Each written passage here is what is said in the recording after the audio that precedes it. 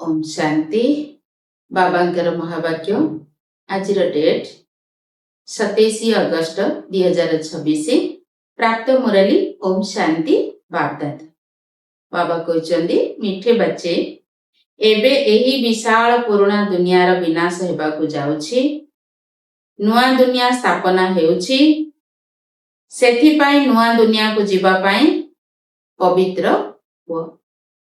बाबा जी प्रश्न पचारुचंदी परमात्मा का संबंध रे तुमे पिला माने केउ आश्चर्यजनक कथा जानिछ जहा कि मनुष्य मानकर ज्ञात सारर बाहर।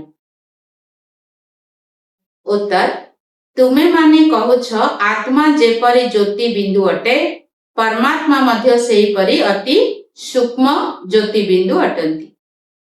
एही आश्चर्यजनक कथा समस्त मनुष्य मानकर बुझिबार बाहर। केतेक संतान माने मध्य एथिरे द्वंद्वरे पडुछंती। बाबा कहउचंदी पिला माने द्वंद्वरे पड़ नाही जदि छोट रूपरे याद रहु नाही तेबे बड़ रूपरे याद अथवा स्मरण कर किंतु निश्चय मने पकाइबाकू हेबो। छोट रूपरे हो बा बड़ रूपरे हो किंतु बाबा को मने पकाइबा अति आवश्यक। गीत रात के राही थक मत जाना। ओम शांति आत्मिक संतान मानक आत्मिक पिता बुझाउछंती सेथिपाई पिला माने आत्मा अभिमानी होई बसिबा उचित। एपरि आ कौनसी संस्था रे बुझा जाउ नाही। कौनसी साधु संत एपरि बुझाई नथांती जे आत्मा अभिमानी होई बस। एक कथा केवल एक बाबा ही बुझाउछंती आउ केही एई कथा कहि पारिबे नाही। एही उपाय केही बताई पारिबे नाही। तुमे संतान माने मध्य जानुछ जे आमे आत्मा अटु आत्मा ही गोटिए शरीर छाड़ी आउ गोटिए शरीर नहीं थाए। तेबे बारिस्टर केबे डॉक्टर होई थाए। आत्मा ही एबे पतित होईछि पुणी पावन हेबो। आत्मा रे ज्ञान धारण होई थाए। बाबा निराकार ज्ञानर सागर होइथिबारु निश्चय आसी ज्ञान सुनाइबे ना। पतित पावन होइथिबारु निश्चय आसी पावन कराइबे। सिए सर्वश्रेष्ठ परमपिता परमात्मा अटंती। मु तुमर पिता सर्वश्रेष्ठ ज्ञानर सागर अटे। मोर निजर शरीर नाही। एई कथा किए कहउचंदी स्वयं ईश्वर आसी कहउचंदी कि मु तुमर पिता मोर शरीर नाही। ये सब ज्ञान तुमरा आत्मा धारण करुथिबारु तुमको आत्मा अभिमानी हेबाकू पड़िबो। देह अभिमान रहिबा द्वारा तुमे सर्व ज्ञान को भूली जाउछ। आउ कौनसी एपरि स्थान नाही जेउठी सुनिबा ओ सुनाउथिबा व्यक्ति उभय देही अभिमानी होइथिबे। बाबा तो निराकार अटंती से आसी तुमको राजयोग सिखाउछंती। बाकी सब मनुष्य हेउछंती देह अभिमानी। जदियो एही लक्ष्मी नारायण का निमते कुहाजिब ये आत्मा अभिमानी थिले तथापि देह अभिमान तो रही थाए ना। एही ज्ञान परमपिता परमात्मा ही आसी देउछंती।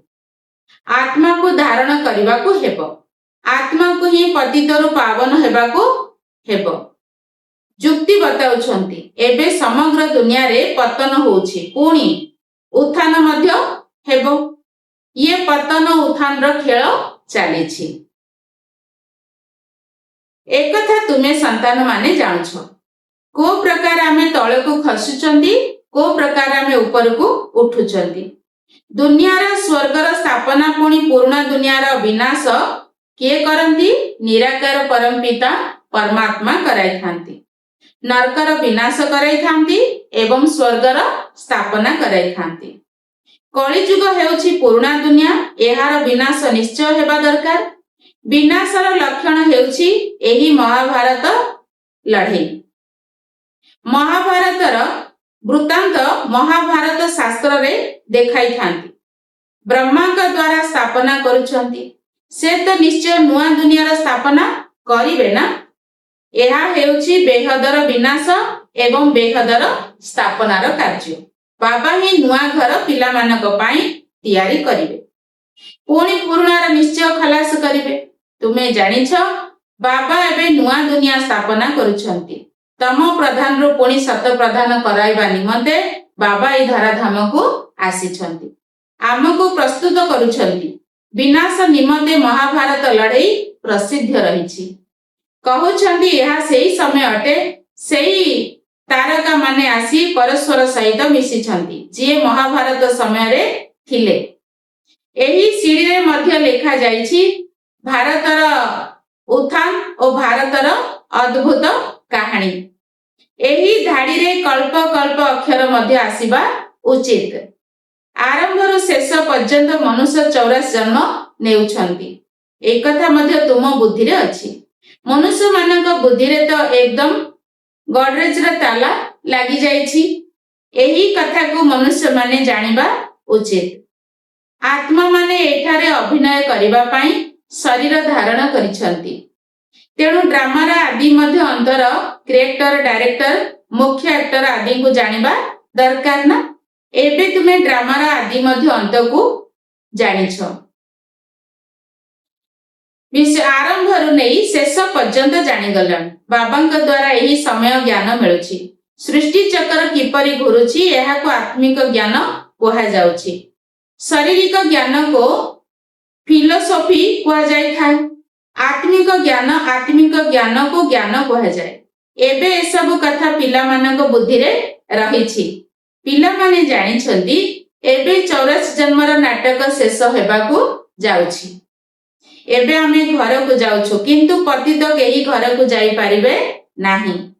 नचेत एते जप तप तीर्थ आदि काहेकि करूछंती? पवित्र हबा निमंते गंगा स्नान करबा को जाउछंती किंतु एहा द्वारा केही पवित्र होई परिबे नाही। सेति पई घर को केही जाई परिबे नाही। कहानी और गल्प बहुत करूछंती जे अमुक पारा निर्वाण धाम गला ज्योति ज्योति रे मिसी गला। बाबा बुझाउछंती घर को केही फेरी जाई परिबे नाही। सबु अभिनेता एही ठारे अछंती। एबे नाटक शेष हेउथिबारो समस्त रंगमंच उपरे छिड़ा होइछंती। वर्तमान समस्त एठारे उपस्थित अछंती। मनुष्य माने जानि नाहंती जे बौद्धी ख्रिस्टियन आदि केउठी अछंती। तुमे जानिछ जेउ सब आत्मा ऊपर एठाको आसीछंती वर्तमान समस्त तम प्रधान होई जाइछंती। तम प्रधान रु सत प्रधान कल्प पूर्वर मध्य होइथिला। बाबा ही आसी स्थापना विनाश कराउछंती। कहि थांती मध्य एही ज्ञान राजा मानकर राजा करि देबो। अविनाशी बाबा कहउछंती जे मु तुमको राजांकर राजा कराउछि। कृष्ण तो स्थापना कराउ नाहंती। क्रिएटर होचंती एक बाबा। बाबा ही आसी बुझाउछंती तुमे मते सेते बेले डाकुछ जेते बेले सृष्टि पतित होई जाउछि। एपरि नुहे जे मु नुआ सृष्टि रचना करूछि। जेपरि देखा जाउछि प्रलय हेला ए सब भल कथा। मनुष्य डाकुछंती जे हे पतित पावन आस। तेबे निश्चय पतित दुनिया को आसीबे ना। बाबा ही आसी कृष्णपुरी रो साक्षात्कार कराउछंती। देखाई थांती जे कृष्ण अश्वत्थ पत्र उपरे सागर रे भासी भासी आसिले। एहा ठीक कथा नुआ ठीक कथा। नुआ दुनिया को प्रथमे श्री कृष्ण ही आसी थांती। सागर रे नुहे किंतु गर्भ महल रे आसी थांती। आंगुठी चुस्मी चुस्मी बहुत आराम रे गर्भ महल रे रही थांती। सत्य जुग रे जेउ संतान माने जन्म हेबे सेमाने गर्भ महल रे रहिबे। सेमाने गर्भ रूपक महलर सदृश्य को पुणी सागर रे पत्र उपरे बसाइबार दृश्य देखाइछंती। से सबु हेला भक्ति मार्गर कथा। बाबा एही सबु शास्त्रर परामर्श बसी बुझाउछंती। को प्रकार सार मर्म थिला से कथा बाबा बुझाउछंती। एठारे गर्भ जेल रे रहुथिबारु कहउछंती आराम को बाहर को आमको बाहर को आण। मु आउ पाप करिबी नाही किंतु रावण दुनिया रे पाप तो होई थाए। तेणु पाप करिवारे लागि पड़ंती। तुमे अधा कल्प जेल रे पड़ुछ। चोर व्यक्ति को जेल रे रखी थांती। कैदी कहा जाए ना। बाहर को बाहरिले पुणी चोरी करिवारे ଲାଗି ପଡ଼ିଥାନ୍ତି ଓ ଜେଲକୁ ଯିବାକୁ ପଡ଼ିଥାଏ। ସେଥିପାଇଁ ଜେଲ ବାବା ବୁଝାଉଛନ୍ତି ଏହା ରାବଣ ରାଜ୍ୟ ଅଟେ। ସେଠାରେ ଅର୍ଥାତ ସ୍ୱର୍ଗରେ ଏପରି କଥା ହେବ ନାହିଁ। ତାହା ହେଉଛି ରାମ ରାଜ୍ୟ। ସେଠାରେ ନା ଗର୍ଭ ଜେଲ ଅଛି ନା ଜେଲ ଅଛି, କାରାଗାରର ଜେଲ ରହିଛି। ଏଠାରେ ତ କେତେ ମନୁଷ୍ୟ ଜେଲରେ ବନ୍ଦୀ ହୋଇ ରହୁଛନ୍ତି। ଗର୍ଭ ଜେଲ ଅଟେ, ତାହା ମଧ୍ୟ କାରାଗାର ଅଟେ, ଡବଲ ଜେଲ ଅଟେ। କଳି ଯୁଗର ଅନ୍ତ ସମୟରେ ଅନେକ ଜେଲ ରହିଛି। ବାବା ବୁଝାଉଛନ୍ତି ତୁମେ ସନ୍ତାନମାନେ ଏବେ ସ୍ଥାପନା କାର୍ଯ୍ୟ କରୁଛ। ଉତ୍ଥାନ ଓ ପତନ ପ୍ରତ୍ୟେକ କଳ୍ପରେ ହୋଇ ଚାଲିଛି। ଉତ୍ଥାନ ଓ ପତନ ଦୁନିଆର ହୋଇଥାଏ। ଏଥିରେ ଭାରତର ମୁଖ୍ୟ ପାଠ ରହିଛି। ଗାୟନ ମଧ୍ୟ କରିଥାନ୍ତି, ଆତ୍ମା ପରମାତ୍ମା ଅଲଗା ରହିଲେ ବହୁକାଳ। ତେଣୁ ଏହାର ମଧ୍ୟ ହିସାବ ଦରକାର ନା। କେଉଁ ଆତ୍ମା ମାନେ ବହୁତ କାଳରୁ ଅଲଗା ରହିଛନ୍ତି? ପ୍ରଥମେ ଦେବୀ ଦେବତା ଧର୍ମର ଆତ୍ମା ମାନେ ପାଠ କରିବାକୁ ଆସିଥାନ୍ତି। ଏବେ ସେହି ଦେବତା ମାନେ ନାହାନ୍ତି, ଯିଏକି ରାଜ୍ୟ କରି ଯାଇଛନ୍ତି। ତାଙ୍କ ଚିତ୍ର ରହିଛି। ରାଜତ୍ୱ ତ ଶେଷ ହୋଇଗଲା। ସ୍ୱର୍ଗ ରାଜ୍ୟ ଶେଷ ହୋଇଗଲେ ନରକ ଆସୁଛି। ପୁଣି ଜେଲ ବା ନରକ ଶେଷ ହୋଇଗଲେ ପୁଣି ସ୍ୱର୍ଗ ଆସୁଛି।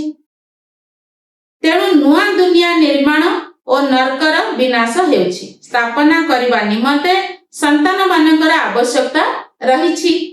ସେଠାରେ ମଧ୍ୟ ତୁମେ ହିଁ ରହିବ। ପ୍ରଥମେ ତୁମକୁ ଦୈବୀ ଗୁଣଧାରୀ ଦେବତା ହେବାକୁ ପଡ଼ିବ। ଗାୟନ ମଧ୍ୟ ରହିଛି, ମନୁଷ୍ୟରୁ ଦେବତା କରିବା ବିକାର ଯୁକ୍ତ ମନୁଷ୍ୟ ଅଟନ୍ତି ନା। ଭଗବାନ ଓବାଜ ଘର ଗୃହସ୍ଥରେ ରହି କମଲ ପୁଷ୍ପ ତୁଲ୍ୟ ହେବାକୁ ପଡ଼ିବ। ଏହା ମୃତ୍ୟୁ ଲୋକରେ ଅନ୍ତିମ ଜନ୍ମ ପରିବର୍ତ୍ତନ ହେବାକୁ ଯାଉଛି। ତୁମେ ଏଥିରେ ପବିତ୍ର ହେବାକୁ ପଡ଼ିବ। ଏହାକୁ ଭଲ ଭାବରେ ବୁଝିବା ଉଚିତ। ଆମେ ଏହି ମୃତ୍ୟୁ ଲୋକରେ ଅନ୍ତିମ ଜନ୍ମ ପବିତ୍ର ରହୁଛୁ। ବାବା କହୁଛନ୍ତି ଏହି ବିକାର ଗୁଡ଼ିକ ଉପରେ ବିଜୟ ପ୍ରାପ୍ତ କରିବା ଦ୍ୱାରା ତୁମେ ବିଶ୍ୱର ମାଲିକ ହେବ। ପିଲାମାନେ ମଧ୍ୟ ବୁଝି ଶୁଣି ପୁଣି ଅନ୍ୟମାନଙ୍କୁ ବୁଝାଉଛନ୍ତି ଯେ ଏହି ପୁରୁଣା ଦୁନିଆ ବିନାଶ ସମ୍ମୁଖରେ ଉପସ୍ଥିତ। ଏହା ସେହି ମହାଭାରତ ଲଢ଼େଇ। କାମ ବିକାର ମହାଶତ୍ରୁ ଅଟେ। ସେଥିପାଇଁ ପ୍ରତିଜ୍ଞା କର। ଏବେ ତୁମେ ଜାଣୁଛ ଆମେ ପବିତ୍ର ହେଉଛୁ। ଏହି ପୁରୁଣା ଦୁନିଆ ବିନାଶ ନିଶ୍ଚୟ ହେବ। ଏହା ପୂର୍ବରୁ ପବିତ୍ର ନିଶ୍ଚୟ ହେବାକୁ ପଡ଼ିବ। ବିନାଶ ହେବ, ତା ପରର କଥା ନ କହିଲେ ଭଲ। ହାହାକାର ହୋଇଯିବ, ବହୁତ ଦୁଃଖଦାୟକ ମୃତ୍ୟୁ ହେବ। ତୁମେ ଦେଖି ମଧ୍ୟ ପାରିବ ନାହିଁ। କୋଉ ପ୍ରକାର ବିନାଶ ହେବ? ବାବା କହୁଛନ୍ତି ତୁମେ ଦେଖିପାରିବ ନାହିଁ। ତୁମେ ଦେଖି ମଧ୍ୟ ପାରିବ ନାହିଁ। କାହାର ଅପରେସନ ହେଉଥିଲେ ଦୁର୍ବଳ ଲୋକେ ସେଠାରେ ରହିପାରନ୍ତି ନାହିଁ, ଅଚେତ ହୋଇଯାଆନ୍ତି। ସେଥିପାଇଁ ଡାକ୍ତର ମାନେ ପରିବାର ଲୋକଙ୍କୁ ଅନୁମତି ଦେଇ ନଥାନ୍ତି। ଏହା ତ କେତେ ଭୟଙ୍କର ଅପରେସନ ହେବ। ପରସ୍ପରକୁ ମାରି ଚାଲିବେ। ଏହା ହେଉଛି ବିକାରୀ ଦୁନିଆ, କଣ୍ଟାର ଜଙ୍ଗଲ। ସତ୍ୟଯୁଗ କୁହାଯାଏ ଗାର୍ଡନ ଅଫ ଆଲ୍ଲାହ, ଅର୍ଥାତ ଫୁଲର ବଗିଚା। ଦେବତା ମାନେ ଚୈତନ୍ୟ ଫୁଲ ଅଟନ୍ତି ନା। ମନୁଷ୍ୟମାନେ ଭାବୁଛନ୍ତି ସ୍ୱର୍ଗରେ କୌଣସି ଏକ ଫୁଲର ବଗିଚା ରହିଛି। ଯାହା ଶୁଣୁଛନ୍ତି ତାହା କହିଦେଉଛନ୍ତି। ଗାର୍ଡେନରେ ତ ଫୁଲ ହିଁ ରହିବ ନା। ପୁଣି ଧ୍ୟାନରେ ମଧ୍ୟ ଗାର୍ଡେନ ଦେଖିଥାନ୍ତି। ଆଲ୍ଲାହ ହାତରେ ଫୁଲ ଦେଲେ।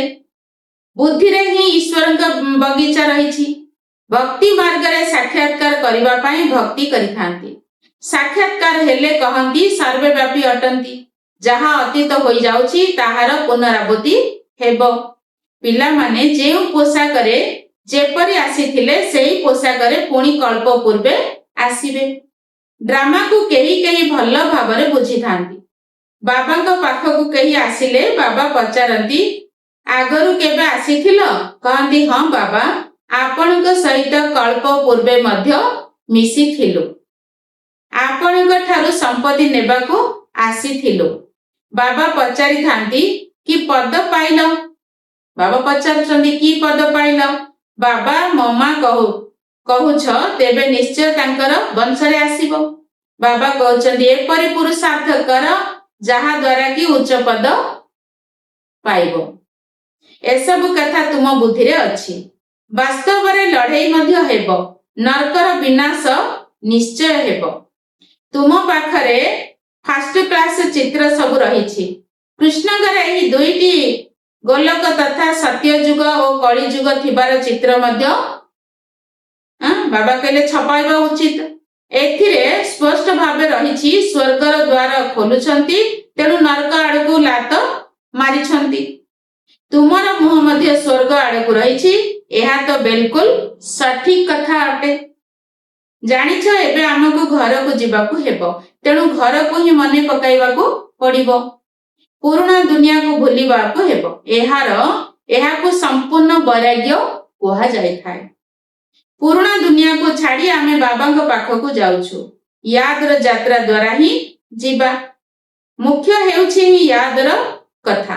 ସମସ୍ତେ ତ ବାବାଙ୍କୁ ମନେ ପକାଉଛନ୍ତି ନା। ଏବେ ବାବା ଯଥାର୍ଥ କଥା ଆସି ବୁଝାଉଛନ୍ତି ଯେ ମତେ ସ୍ମରଣ କର। ଏହା ହେଉଛି ଅବିବିଚାରୀ ସ୍ମୃତି, ତାହା ପୁଣି ଅର୍ଥ ସହିତ। ତୁମେ ଜାଣିଛ, ଶିବ ବାବା ମଧ୍ୟ ବିନ୍ଦୁ ଅଟନ୍ତି। ନିଜକୁ ବି ଆତ୍ମା ବିନ୍ଦୁ ଭାବ ଏବଂ ବାବାଙ୍କୁ ମଧ୍ୟ ବିନ୍ଦୁ ଅନୁଭବ କର। ନୂଆ କଥା ଦେଖି ଭୁଲି ଯାଉଛନ୍ତି। ନିଜକୁ ଆତ୍ମା ଭାବି ବାବା ଓ ଘରକୁ ମନେ ପକାଇବାକୁ ହେବ। ଆଚ୍ଛା, ବିନ୍ଦୁ ଛୋଟ ଲାଗୁଛି, ଘର ତ ବଡ ଅଟେ ନା। ଘରକୁ ମନେ ପକାଅ, ବାବା ମଧ୍ୟ ସେଠାରେ ରହୁଛନ୍ତି। ଆମେ ତୁମେ ସେଠାକୁ ଯିବୁ ଯେଉଁଠି ବାବା ରହୁଛନ୍ତି। ବିନ୍ଦୁ ମନେ ରହୁନାହିଁ। ଆଚ୍ଛା, ଘର ତ ମନେ ରହୁଛି ନା। ତାହା ହେଉଛି ଶାନ୍ତିଧାମ। ଅନ୍ୟଟି ସୁଖଧାମ, ଏହା ହେଉଛି ଦୁଃଖଧାମ। ଏବେ ତୁମେ ପୁରୁଷାର୍ଥର କ୍ରମ ଅନୁସାରେ ପଢୁଛ, ପୁଣି ସୁଖଧାମକୁ ଯିବ। ବାବାଙ୍କର ସନ୍ତାନ ହୋଇଥିବାରୁ ନିଶ୍ଚୟ ସ୍ୱର୍ଗର ରାଜପଦ ଆବଶ୍ୟକ। କଳ୍ପ ପୂର୍ବରୁ ମଧ୍ୟ ଶିବ ବାବା ଆସି ସ୍ୱର୍ଗର ରାଜପଦ ଦେଇଥିଲେ। ତୁମେ ଭୁଲି ଯାଇଛ। ବାବା କହୁଛନ୍ତି ଏବେ ପୁନର୍ବାର ଆସିଛି ତୁମକୁ ବାସାଇ ଦବା ପାଇଁ। କେତେ ଥର ତୁମେ ରାଜତ୍ୱ ନେଇ ପୁଣି ହରାଇ ଦେଇଛ? ଅନଗଣିତ ଥର। ତୁମେ ସମ୍ପତ୍ତି ନେଇଛ, ପୁଣି ଏପରି ବାବାଙ୍କୁ କାହିଁକି ଭୁଲି ଯାଉଛ? ମାୟାର ତୋଫାନ ସହିତ ତୁମର ବହୁତ ଲଢ଼େଇ ଚାଲିଛି। ସେଥିପାଇଁ ନାଟକ ମଧ୍ୟ ଦେଖାଉଛନ୍ତି। ମାୟା ସେପଟକୁ, ପ୍ରଭୁ ଏପଟକୁ ଟାଣୁଛନ୍ତି। ଜ୍ଞାନରେ ବିଘ୍ନ ପଡୁନାହିଁ, ଯୋଗରେ ବିଘ୍ନ ପଡୁଛି। ଏଥିରେ ହିଁ ମେହନତ ରହିଛି। ଏବେ ବାବା କହୁଛନ୍ତି ମହାରଥୀ ହୁଅ। ଏହି ପୁରୁଣା ଦୁନିଆକୁ ନିଶ୍ଚୟ ନିଆଁ ଲାଗିବ। ଏହି ଅବିନାଶୀ ଯଜ୍ଞରେ ସମଗ୍ର ପୁରୁଣା ଦୁନିଆ ସୁହା ହୋଇଯିବ। ତେଣୁ ମହାବୀର ମଧ୍ୟ ହବାକୁ ପଡିବ। ତୁମେ ସନ୍ତାନ ମାନଙ୍କୁ ଅଖଣ୍ଡ ଅଟଳ ରାଜ୍ୟ ମିଳିବ। ତୁମର ବୁଦ୍ଧି ଯୋଗ ବାବାଙ୍କ ସହିତ ଏପରି ରହୁ ଯାହାକି ଯେତେ ବି ତୋଫାନ ଆସିଲେ ମଧ୍ୟ ମାୟା କିଛି କରିପାରିବ ନାହିଁ। ଏହା ହେଉଛି ତୁମର ଶେଷ ସମୟ।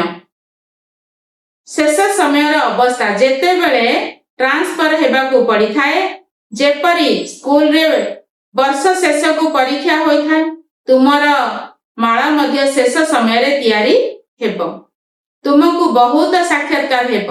ଅମୁକ ଏ ପଦ ପାଇବ, ଅମୁକ ଏ ପଦ ପାଇବେ, ଇଏ ଦାସୀ ହେବ, ଏସବୁ କହିବେ ଯେ ସମୟରେ କିଛି କରିପାରିବ ନାହିଁ। ସାକ୍ଷାତକାର ହବ, କିନ୍ତୁ ବାବା କହୁଛନ୍ତି ସେଇ ସମୟରେ କିଛି କରିପାରିବ ନାହିଁ। ପଶ୍ଚାତାପ କରିବାକୁ ପଡିବ। ମୁଁ ଏ କଣ କଲି, ଶ୍ରୀମତରେ କାହିଁକି ଚାଲିଲି ନାହିଁ, କିନ୍ତୁ ସେ ସମୟରେ ତ କିଛି ହୋଇପାରିବ ନାହିଁ। ଏପରି ବହୁତ ପଶ୍ଚାତାପ କରିଥାନ୍ତି। ମନୁଷ୍ୟ କାହାର ହତ୍ୟା କରି ପଛରେ ପଶ୍ଚାତାପ କରିଥାନ୍ତି, କିନ୍ତୁ ହତ୍ୟା ତ ହୋଇଗଲା ନା, ଆଉ କଣ କରାଯାଇପାରିବ? ସେଥିପାଇଁ ବାବା କହୁଛନ୍ତି ଗଫଲତ ଅର୍ଥାତ ଠକାମି କର ନାହିଁ, ନିଜର ପୁରୁଷାର୍ଥ କରିଚାଲ। ଆଚ୍ଛା, ମିଠା ମିଠା ଶିଖିଲ ଦେ ସନ୍ତାନ ମାନଙ୍କ ପ୍ରତି ମାତ ପିତା ବାପ ଦାଦାଙ୍କର ମଧୁର ସ୍ନେହଭରା ସ୍ମୃତି ଏବଂ ସୁପ୍ରଭାତ। ଆତ୍ମିକ ପିତାଙ୍କର ଆତ୍ମିକ ସନ୍ତାନ ମାନଙ୍କୁ ନମସ୍ତେ। ନମସ୍ତେ ବାବା, ନମସ୍ତେ। ଧାରଣା ପାଇଁ ମୁଖ୍ୟ ସାର। ପहला पॉइंट, 84 ଜନ୍ମର ନାଟକ ଏବେ ଶେଷ ହେଉଛି। ଘରକୁ ଫେରି ଯିବାକୁ ହେବ। ସେଥିପାଇଁ ଆତ୍ମା ଅଭିମାନୀ ହୋଇ ପାବନ ହେବାକୁ ପଡିବ। देह अभिमान को छाड़वा को पड़िबो। दूसरा यथार्थ भाव में निज को आत्मा बिंदु मने करी बिंदु बाबांकर अभिविचारी स्मृति रे रहिबा को हेबो। जण को ही केवल मने पकेबो, केवल एक बाबा। महावीर सदृश निजर अवस्था को अचल अटल करने को हेबो। देखैचंदी शास्त्र रे कि अंगद कौन थिले, पूरा एकदम अटल थिले, अचल भी थिले। तो बाबा कहले तुमे मध्य सेही प्रकार हवा दरकार। एही प्रकार निजर स्थिति को बनाओ, केते बड़ विघ्न मायर आसिले मध्य तुमको टळै पारिबो नाही। आजिर वरदान व्यर्थ रूपक चित्र को बंद करी समर्थ हेउथिबा काम कम खर्च वाला आत्मा हो। बाबा कहते व्यर्थ रूपक चित्र को बंद करी समर्थ हेउथिबा कम खर्च वाला आत्मा हो। जदि आमे गोटे कलश रे पानी भरिबा को जाउचे तेबे ताको आमे जांच करूचंदी, चेक करूचंदी कि एथिरे कणा नाही तो। जदि गोटे भी छेद रही गला तेबे केते भी पानी सेथिरे ढाळंतु खाली हे जीवो। तेणु बाबा कहले व्यर्थ रूपक जदि छेद रही गला तेबे समर्थ काम मध्य तुम रही पारिबो नाही। तेणु प्रथमे ताकू बंद कर, अर्थ निजको आत्मा मने कर। संगम जुगरे बापदादांक द्वारा जेउ सबु संपत्ति गुडी को मिलिछि ताकू व्यर्थ रे नष्ट हेबाकू रक्षा कर, जहा द्वारा कम खर्च वाला आत्मा होई जिवो। तेबे व्यर्थ ठारू सुरक्षित रहिबा अर्थ समर्थ हवा। जेउठारे समर्थि रहिछि सेठारे व्यर्थ रे नष्ट हेउथिबो। बाबा कहचंदी जेउठारे समर्थि रहिछि सेठारे व्यर्थ रे नष्ट हेउथिबो, एभली होई पारिबो नाही। जदि व्यर्थ रूपक छिद्र रहिथिबो तेबे जेते भी पुरुषार्थ कर, मेहनत कर, किंतु शक्तिशाली होई पारिबो नाही। सेथि पई छिद्र गुड़िक को चेक करी जदि बंद करि देबो तेबे समर्थ आत्मा होई जिवो। जो व्यर्थ रूपक होल रही थी बाबा कहले ताकू बंद कर दियो तेबे तुम्हें समर्थ आत्मा हे जिवो। स्लोगन घर गृहस्थ रे रही संपूर्ण पवित्र रहिबा एहा ही जोगी बा ज्ञानी आत्मार चैलेंज। दुनिया रे असंभव मने करंती, परिवार भीतर रही की चालीबा भारी कष्ट, किंतु बाबा कहचंदी जो माने घर गृहस्थ रे रही की मध्य करी की देखै परिबे से माने हेले चैलेंज करिया वाला बा उदाहरण स्वरूप। अच्छा, ओम शांति।